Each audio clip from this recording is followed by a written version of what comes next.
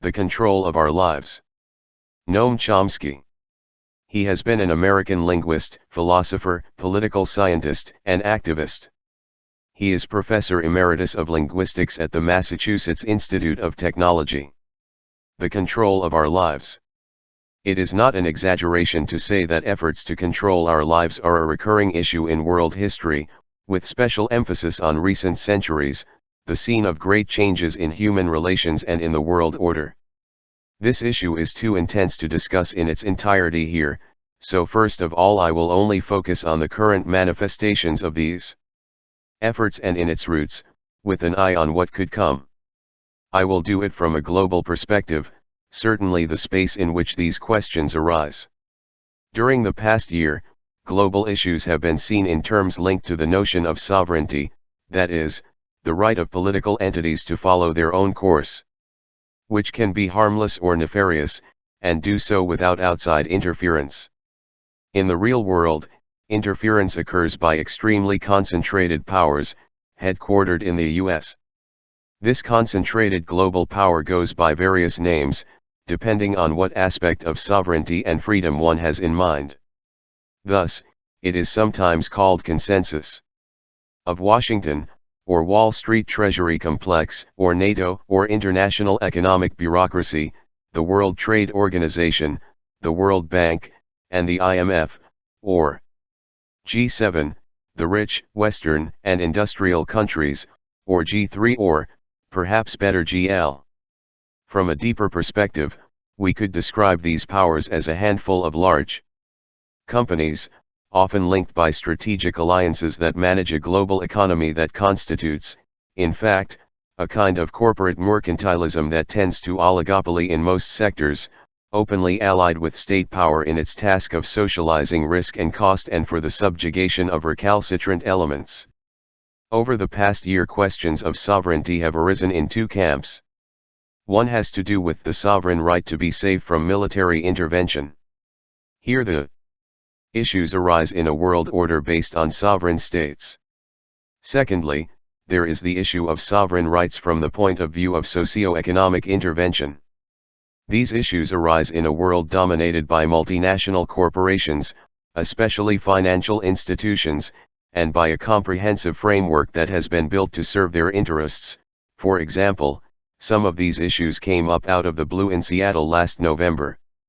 As far as military interventions are concerned, this was a major issue last year. Two cases received particular meaning and attention, East Timor and Kosovo, in reverse order, which is of interest, since it reverses the calendar and the meaning. There would be much to say on this subject if space permitted. But here I am going to deal with the second question, and I am going to focus on it, that is, on sovereignty, freedom and human rights. These are the issues that stand out in the socio-economic field. To begin with, it is worth making a general comment: sovereignty is not a value in itself. It is only a value to the extent that it relates freedom and rights, either enhancing or weakening them.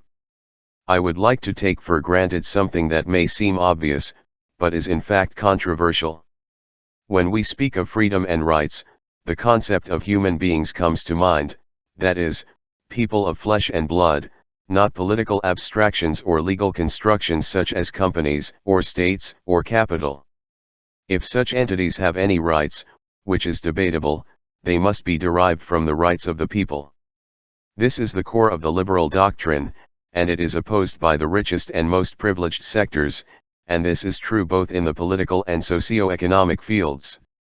In the field of politics, the usual slogan is, but the scheme of operation is quite different from the slogan, since it consists of considering the people as a dangerous enemy. It must be controlled, for its own good. These considerations go back several centuries, to the first modern democratic revolutions, in the 17th century in England and a century later in the North American colonies. In both cases the Democrats were defeated by all means, although not completely or forever. In the 17th century, in England, a large part of the population did not want to be dominated by either the king or the parliament. Let us remember that these are the two contenders in the standard version of civil war, but, As in most civil wars, a good part of the population did not want either of them. As stated in their pamphlets, they wanted to be governed by country people like us, who know our needs, not by gentlemen and noblemen who impose laws on us, are chosen by fear, oppress us, and do not know evils. From the people. These same ideas animated rebellious farmers in the colonies a century later. But the constitutional system was designed quite differently. Was constructed to block such heresy. The goal was to protect the affluent few against the many, and encourage against the many, and to ensure that the country is ruled by those who own it. These are the words of farm leader James Madison, and the President of the Continental Congress and First Justice of the Supreme Court, John Jay.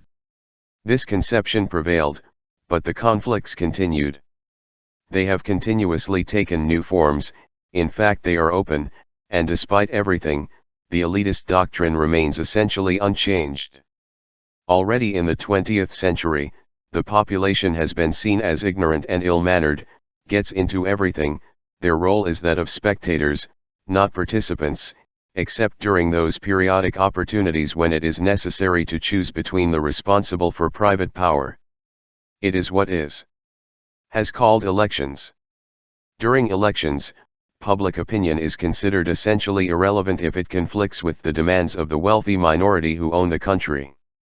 A striking example, and there are many, has to do with the international economic order, with the so-called trade agreements. Most of these things are strongly opposed by the general public, as the polls clearly show, but these issues do not come up during elections. They do not appear because the centers of power, the opulent minority, remain united in defense of the institutionalization of a particular socio-economic order. So these issues do not appear. What is discussed? Don't worry about it too much. This is very normal, and makes sense from the assumption that the role of the citizen, as ignorant and rude who gets involved in everything, is simply that of a spectator. If the citizenry, as often happens, tries to organize and get involved in politics to participate, to press for their concerns, then there is a problem. This is not democracy, it is a crisis of democracy and it must be overcome. All of these quotes are from liberals, from the progressive wing of the modern ideological spectrum, but the principles are roughly the same. The last 25 years have been one of those periods, which come from time to time, of an important campaign organized to try to overcome what is perceived as a crisis of democracy and to reduce the citizen to his role as apathetic, passive, and obedient spectator. Politics is like that. Similar things happen in the socio-economic field.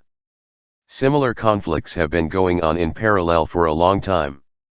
During the early days of the Industrial Revolution in America, in New England 150 years ago, there was a very active and independent working class press, run by young women from farms or village craft shops. They condemned the degradation and subordination of the newly emerging industrial system, which forced people to rent in order to survive.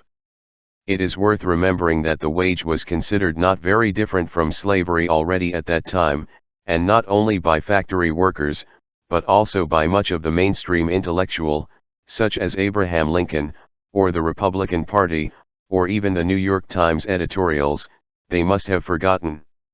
The working class opposed the return of what were called monarchical principles in the industrial system, and demanded that those who worked in the factories should own them, evoking the spirit of republicanism.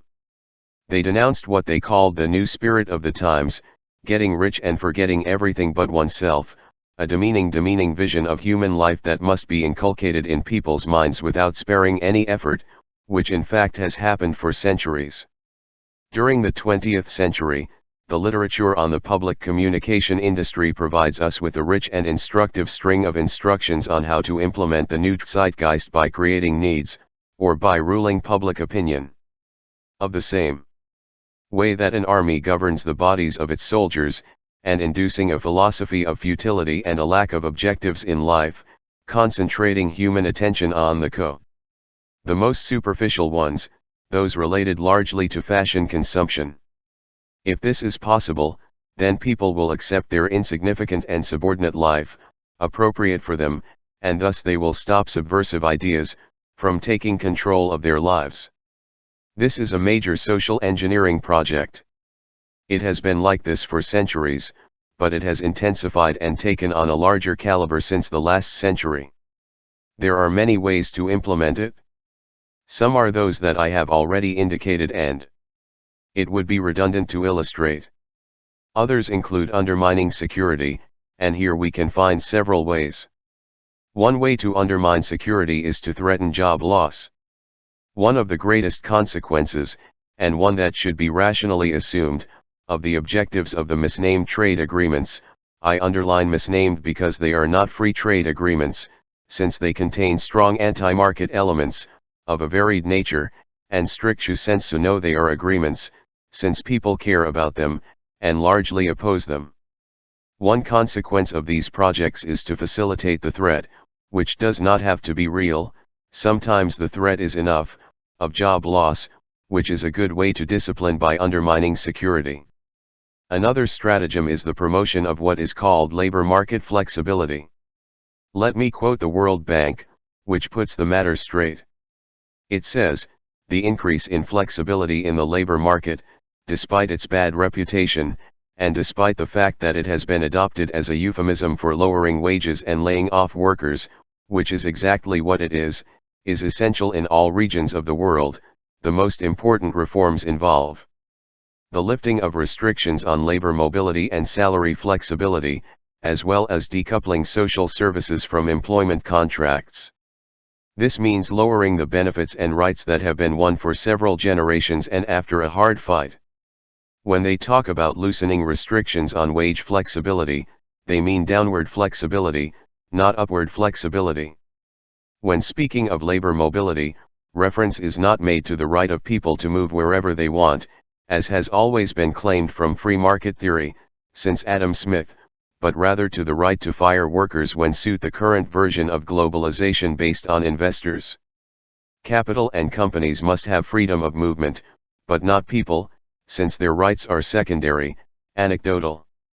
These essential reforms, as the World Bank calls them, are imposed in much of the world as conditions for World Bank and IMF go-aheads. In industrial countries they are introduced in a different way, and they have also proved effective. Alan Greenspan testified before Congress that increased worker insecurity has been a major factor in what has been called the fairy tale of economics. It keeps inflation low, as workers are afraid to demand more pay and benefits. They are insecure. This becomes clear if we examine the statistics. During the last 25 years, in this period of retreat from the crisis of democracy, wages have stagnated or fallen for most of the workforce, for unskilled workers, and working hours have increased dramatically. This is, of course, being discussed in the business press, which describes it as a desired development of transcendent importance, with workers forced to abandon their luxurious lifestyles, while corporate profits are superlative and stupendous. Wall Street Journal, Business Week, and Fortune. In the dependencies, the measures are less delicate. One of them is the so-called debt crisis, not attributable to the programs of the World Bank and the IMF, and also to the fact that the rich part of the Third World is, for the most part, exempt from social obligations. This is radically true in Latin America, and constitutes one of the main problems. The debt crisis is real, but let's go a little further. It is by no means a simple economic fact. It is, in a broad sense, ideological destruction. What has been called debt could be easily overcome in several elementary ways. One way to overcome it would be to review the capitalist principle that the borrower has to pay and the lender has to take the risk. So, for example, if someone lends me money and I send it to my bank in Zurich and I buy a Mercedes, and then that someone comes and asks me for the money, of course I can't say, "Sorry, I don't have it. Take it from my neighbor." Although one wants to take the risk of the loan, it is clear that one cannot say my neighbor will pay for me. However, in international negotiations it works like this. This is what the debt crisis is all about. The debt should not be paid by the people who borrowed, the military dictators and their cronies, the rich and privileged that we have supported in highly authoritarian societies. They do not have to pay. For example, let's look at the case of Indonesia, where the current debt is 140% of GDP. The money was granted to the military dictatorship and its friends, and probably reached perhaps 200 people from the outside environment, but it is paid for by the population through harsh austerity measures. Lenders are protected from risk for the most part.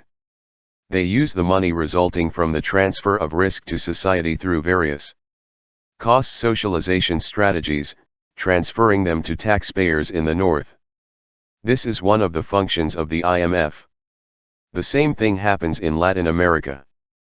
The huge Latin American debt cannot be considered something very different from the capital flight from Latin America, which suggests a simple way to deal with the debt, or at least a large part of it, as long as someone believes in the above capitalist principle, which is unacceptable, of course, since it puts the accent on the wrong people, on the affluent minority.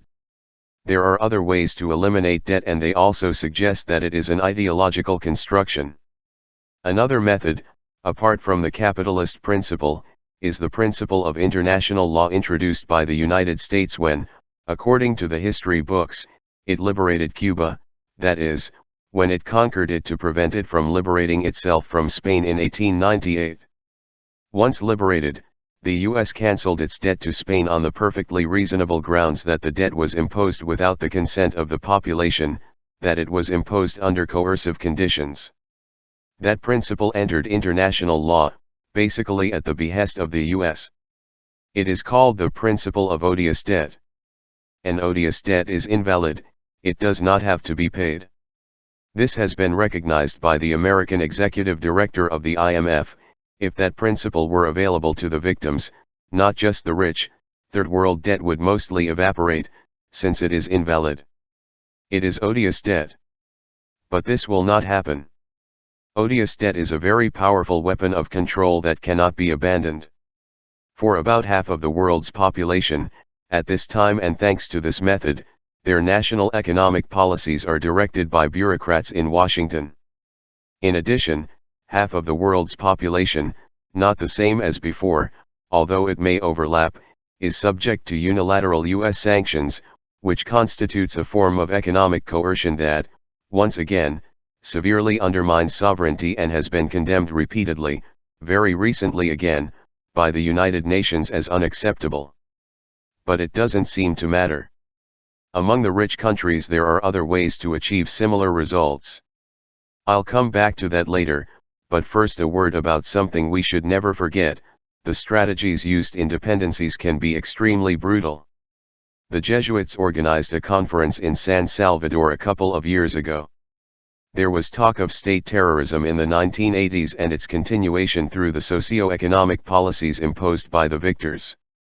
The conference took careful note of what it called the residual culture of terror, which endures after the decline of de facto terror and has the effect of taming the expectations of the majority, which abandons any idea of alternative to the demands of the powerful.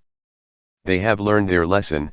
There is no alternative, Tina, as Maggie Thatcher's cruel phrase used to say. The idea that there is no alternative is the usual catchphrase in the business version of globalization. In the dependencies, the great achievements of the terrorist operations have consisted in destroying the hopes that had arisen, in Latin America and Central America during the 1970s, at the hands of popular organizations throughout the region, and also of the Church, whose option for the poor cost him severe punishments for having strayed from the right path.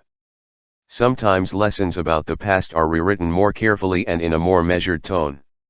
Today there is a torrent of complacency about our success in inspiring the wave of democracy in our Latin American dependencies. This topic is treated otherwise, and more carefully, in an academic journal by a specialist on the subject, Tilemas Carruthers, who writes, as he puts it, from an inside perspective, since he worked in the Reagan administration on the department's program of state to strengthen democracy, as they called it. Carruthers believes that Washington had good intentions, but acknowledges that, In practice, the Reagan administration sought to maintain a minimum order in, not very democratic societies and avoid changes based on populism. And like its predecessors, it adopted pro-democratic policies as a means of taking pressure off more radical attempts at change, but inevitably sought only limited, low-profile democratic changes that did not jeopardize traditional democratic structures of power with which the United States has long been allied. It would have been more appropriate to say that the traditional power structures with which America's traditional power structures have long been allies, and that would be more accurate. Carruthers himself is dissatisfied with the result, but describes what he calls liberal criticism as weak in its foundations. Such criticism leaves the old, unresolved debates, he says, because of its perennial weakness. This perennial weakness consists in not offering any alternative to the policy of restoring traditional power structures, in this case through the murderous terror that left some 200,000 corpses during the 1980s and millions of refugees, wounded and orphans in devastated societies. Tina appears again. The same dilemma appears on the other side of the political spectrum. President Carter's main specialist on Latin America, Robert Pastor, is far from this peaceful vision. He explains in an interesting book why the Carter administration had to support the murderous and corrupt Somoza regime until its bitter end, when even the traditional power structures turned their backs on the dictator. The U.S., the Carter administration, had to try to maintain the National Guard it had formed and trained and which was attacking its population with a brutality that a nation normally reserves for its enemies, he writes. All this was done applying the Tina principle. Here's why. The U.S. did not want to control Nicaragua or other countries in the region, but neither did it want outcomes beyond its control. It wanted Nicaragua to act independently, except, emphasis his, if it adversely affected U.S. interests of the USA. Thus, in other words, Latin Americans would be free to act according to their wishes. In other words, we want them to be free to choose, unless they are inclined towards options that we do not want, in which case we will be forced to restore the traditional structures of power through violence, if necessary. This is the most progressive and liberal side of the political spectrum. There are voices outside the fan, I'm not going to deny it. For example, there is an idea according to which people should have the right to participate in decisions that continually change their way of life in essentials, that they not see their hopes cruelly dashed within a global order in which political and financial power is concentrated while financial markets fluctuate erratically with devastating consequences for the poor, elections can be rigged, and negative and other aspects are considered completely irrelevant by the powerful. These quotes are taken from a certain radical extremist in the Vatican, whose annual New Year's message was barely reported by the national press, and are certainly alternatives not on the agenda. Why is there such a degree of consensus that Latin America, and by extension the world, is not authorized to exercise its sovereignty, that is, to take control of its lives? At a global level, analogously, it is the intrinsic fear of democracy. In fact, this question has been asked. Frequently very illustrative modes. Firstly, in the set of internal documents that we have, we are in a fairly free country. We have a rich record of declassified documents, some of them very instructive. The argument that runs through them is irrefutably illustrated by one of the most important cases, a hemispheric conference that the United States called in February 1945 in order to impose what was called the Economic Charter for the Americas, which was one of the cornerstones of the post-war world still in force. The charter called for an end to economic nationalism, i.e. sovereignty, in all its forms. Latin Americans should avoid what was called excessive industrial development that would compete with U.S. interests, although they could access complementary development. So Brazil could produce the low-cost steel that U.S. companies were not interested in. It was crucial to protect our resources, as George Kennan wrote, even if it required police states. Washington had trouble enforcing the charter. In the Department of State, internally, they had raised it clearly, the Latin Americans made the wrong choice.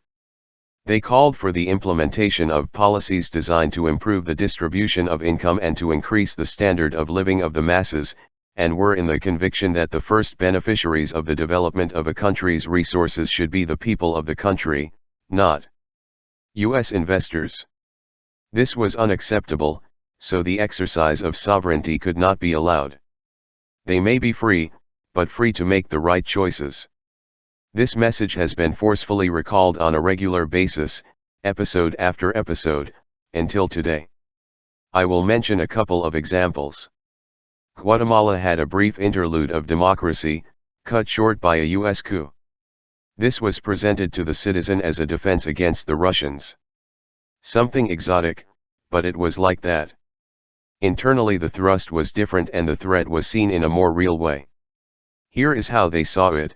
The economic and social programs of the elected government remembered the aspirations of the workers and peasants, and inspired loyalty and defended the interests of the most conscientious Guatemalans.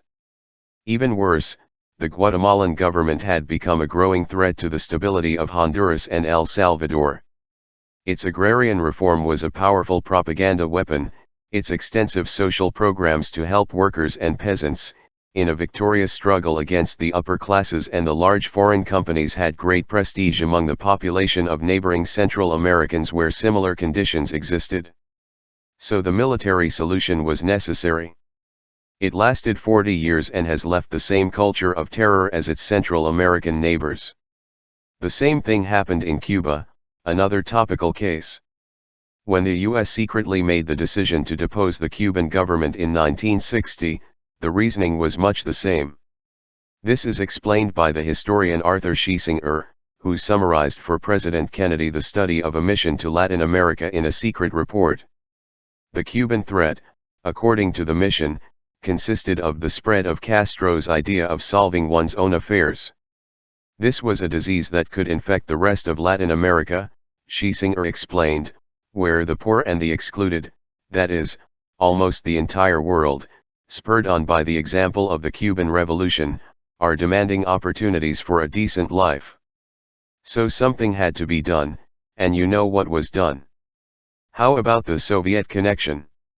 It was mentioned in the report thus: meanwhile, the Soviet Union indulges itself, granting large loans for development, and presenting itself as the model to follow to achieve modernization in a single generation. Well, that was the threat.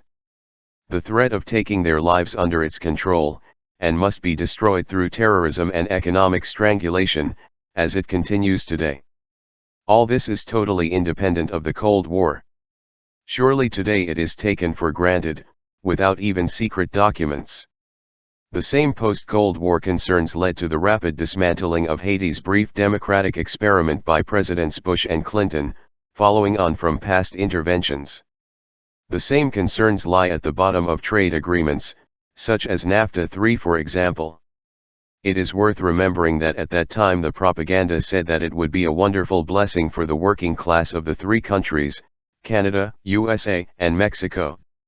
These ideas were discreetly abandoned soon after, when what was there was seen. What was obvious from the beginning was finally accepted. The goal was to lock Mexico into the reforms of the 1980s, which drastically reduced wages and enriched a small sector of foreign investors. The underlying concerns were articulated at a conference in Washington on development strategies in Latin America in 1990. It was warned that an open democracy would test the gamble of enthroning a government more interested in challenging the United States in economic and nationalistic aspects. Let us point out that it is the same threat of 1945, since then overcome by locking Mexico in obligations derived from treaties. These same reasons lie behind half a century of torture and terror, not only in the Western Hemisphere, they are also at the core of the investor rights agreements that are being imposed under this specific form of globalization that is designed by the state-corporate power nexus. But let's return to the starting point, the answered question of freedom and rights, and consequently the sovereignty that derives from it. Is it inherent in people of flesh and bone, or only to those rich and privileged? Or even abstract constructions like companies, or capital, or states? In the last century, the idea that such entities have special rights over people was vigorously defended. The most prominent examples are Bolshevism, fascism, and the idea of private enterprise, which is a form of privatized tyranny. Two of these systems collapsed. The third is alive and well under the banner of TINA. There is no alternative to the emerging system of state-owned corporate mercantilism disguised in euphemisms like globalization or free trade. A century ago, during the early stages of the corporate takeover of America, discussion of these issues was quite open. Conservatives denounced the process, describing it as a return to feudalism and a form of communism, which is hardly an inappropriate analogy. The intellectual origins were similar, based on the neo-Hegelian idea of the right of organic entities, together with the belief in the need for centralized management of chaotic systems, such as markets, that were totally out of control. It is worth retaining the idea that in what is today called a free trade economy, a very large part of international transactions, called trade to mislead, probably around 70% of these, are in fact within centrally managed institutions, between companies, and between business alliances. Not to mention other forms of radical market distortions. Conservative criticism, I use the term conservative in a traditional sense, such conservatives hardly exist today, was picked up by liberal progressives at the extreme end of the political spectrum in the early 20th century, perhaps the most renowned being John Dewey, a leading social philosopher American whose work focused on issues of democracy. He argued that democratic forms have little entity when the life of the country, production, trade, media, is dominated by private tyrannies in a system that he called industrial feudalism. In the working class it is subordinated to the control of the managers, and politics has become the shadow of large companies over society. Note that he was articulating ideas that were commonplace among the working class a few years earlier. The same thing happened with his call for the elimination, replacement of industrial feudalism by self-managed industrial democracy.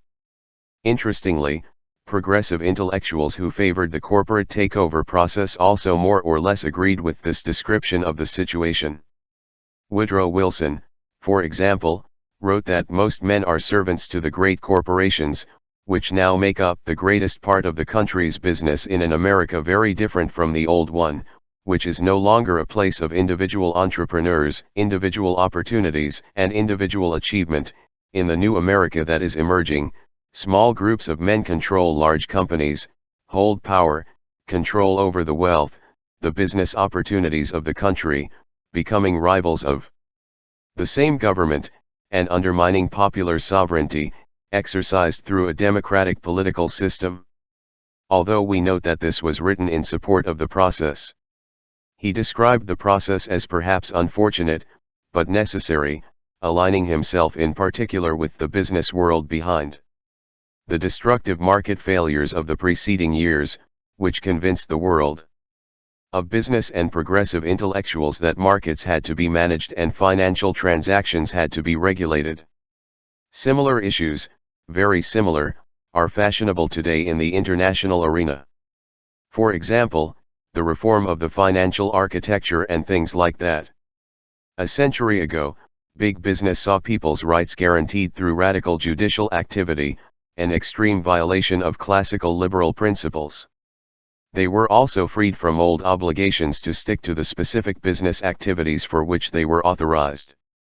And yet, moreover, in an important change of orientation, the judges tilted their power in favor of the shareholders, identifying themselves in a partnership with the centralized control and with the immortal person of the company. Those who know the history of communism will recognize that this process is very similar to the process that was taking place at the time, very soon predicted, by the way, by leftist critics, leftist Marxists, and anarchist critics of Bolshevism, people like Rosa Luxemburg, who had warned well in advance that the centralizing ideology would shift the power of the working class towards the party, towards the Central Committee, and then towards the maximum leader, just as it happened shortly after the conquest of state power in 1917, which destroyed in turn what little remained of the socialist principles and forms. Propagandists on both sides prefer a different story that suits them better, but I think this is the correct one. In recent years, large companies have been skimping on rights that go far beyond those of individuals. Under the rules of the International Labour Organization, large companies demand respect for the right of national treatment. This means that General Motors, if it is operating in Mexico, can demand to be treated as a Mexican company. This right corresponds only to immortal people, it is not a right of people of flesh and blood. A Mexican cannot go to New York and demand national treatment and have it granted, but large companies can. Other rules demand that the rights of investors, lenders, and speculators must prevail over the rights of ordinary people, undermining popular sovereignty and democratic rights. Large companies, as is well known, adapt and act in many ways against the sovereignty of states. There are very interesting cases. For example, in Guatemala, a couple of years ago, an attempt was made to reduce infant mortality by regulating the marketing of powdered milk for children by multinationals. The measures that Guatemala proposed were adapted to the guidelines of the World Health Organization and respected international codes, but the Gerber Corporation denounced such expropriation, and the threat of a complaint from the World Trade Organization was enough for Guatemala to withdraw the proposal. For fear of retaliatory measures by the U.S. The first complaint under the new WTO rules was brought against the U.S. by Venezuela and Brazil, who complained that EPA regulations on oil violated their rights as exporters. On that occasion Washington accepted, supposedly for fear of sanctions, but I am skeptical about this interpretation. I don't think the U.S. is afraid of sanctions on Venezuela and Brazil. More likely the Clinton administration simply didn't see any compelling reason to defend the environment and protect health. Obscene questions of this caliber appear again and again with force. Tens of millions of people around the world are dying of preventable diseases because of protectionist measures written into the WTO rules, which guarantee large private companies the right to set monopoly prices. Thailand and South Africa, for example, which have a pharmaceutical industry, could produce life-saving drugs for a fraction of the cost of the monopoly price, but they are hesitant for fear of trade sanctions.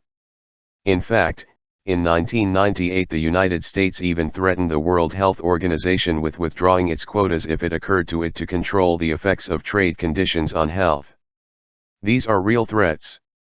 These are all called commercial rights, but they have nothing to do with commerce. They have to do with monopolistic price-fixing practices reinforced by protectionist measures included in free trade agreements. These measures are designed to secure business rights, which also have the effect of curtailing growth and innovation, of course. These are only part of the string of regulations introduced in these agreements that slow down development and growth. What motivates these measures are the rights of investors, not trade. Trade, of course, has no value in itself. It only has value if it increases human welfare. In general, the overriding principle of the WTO, and its treaties, is that sovereignty and democratic rights must be subordinate to investor rights. In practice this means that the rights of these gigantic immortal people prevail, private tyrannies to which the people must submit. These are the reasons that led to the remarkable deeds of CETA. In any case, the conflict between popular sovereignty and private power was revealed much more crudely a few months after Seattle, in Montreal, when an ambiguous agreement was reached on the basis of the so-called Biosafety Protocol. There the question was clear. Quoting the New York Times, a compromise was reached after intense negotiations that often pitted the U.S. against almost the entire world because of what was called the precautionary principle. What is it about? The head of the European Union delegation described it. It went like this: countries should have the freedom, the sovereign right, to take precautionary measures against genetically modified seeds, microbes, animals, and crops that are suspected of being harmful. The U.S., however, insisted on applying the rules of the WTO. Said rules say that an import can only be prohibited if there is scientific evidence. Let's see where the target is here. What is being discussed is whether people have the right to refuse to be the subject of an experiment. To illustrate, Suppose a university biology department walked in here and said, "Guys, you are going to be the subject of an experiment that we have to perform. We don't know where it will take us. I don't know, how about some electrodes in the brain to see what happens?" You can refuse, but only if you can put forward scientific evidence that this going to harm. Under normal conditions we will not be able to wield such evidence. The question is, do you have the right to refuse? Under WTO rules, no. You have to be objects of the experiment. It's a form of what Edward Herman calls producer sovereignty. The producer reigns, it is the consumers who must defend themselves in some way. Internally this works, as Herman points out. It is not the responsibility, he says, of the chemical industry or of the pesticide manufacturers to demonstrate, to prove, that what they are throwing into the environment is safe. It is the responsibility of the citizen to demonstrate scientifically that it is not, and it has to be done through public agencies with low budgets, which are likely to be influenced by industry pressures. This was the question that was discussed in Montreal, and a kind of ambiguous agreement was reached. Let's make it clear that none of the principles were touched, and this can be seen simply by looking at who was present. The US was on one side of the table, joined by a few other countries with interests in biotech and high-tech agro-exports, and on the other side were everyone else, those who had no hope of making a cut of the experiment. This was the situation, and this tells us clearly what principles were being discussed. For similar reasons, the European Union favors high tariffs on agricultural products, just as it did USA 40 years ago, not anymore, and not because the principles have changed, but because the power has changed. There is an unwritten principle that says that the powerful and privileged should be able to do what they want, of course using noble motives. The corollary is that the sovereignty and democratic rights of the people in this case must go from being, and this is what dramatic, reluctant to be the subject of experiments when large US companies can get a slice of the experiment.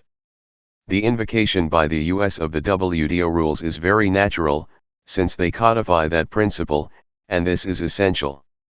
These issues, although they are very real and affect a large number of people in the world, are in fact secondary to other ways of reducing sovereignty in favor of private power. I think probably the most important was the dismantling of the Bretton Woods system in the early 1970s by the US, the UK and others. Such a system was designed by the US and UK in the 1940s, years of overwhelming popular support for social welfare programs and radical democratic measures. This is partly why the Bretton Woods system of the mid-1940s regulated exchange rates and made it possible to control capital flows. The idea was to curb pernicious large-scale speculation and restrict the capital flight. The reasons were clear and diaphanously articulated. The free flows of capital create what has sometimes been called a virtual parliament of global capital, which can exercise its veto power over government policies it deems irrational. It implies labor rights, educational or health programs or public policies to stimulate the economy or, in fact, anything that helps people and not profits, and is therefore irrational in a technical sense. The Bretton Woods system worked for more or less 25 years.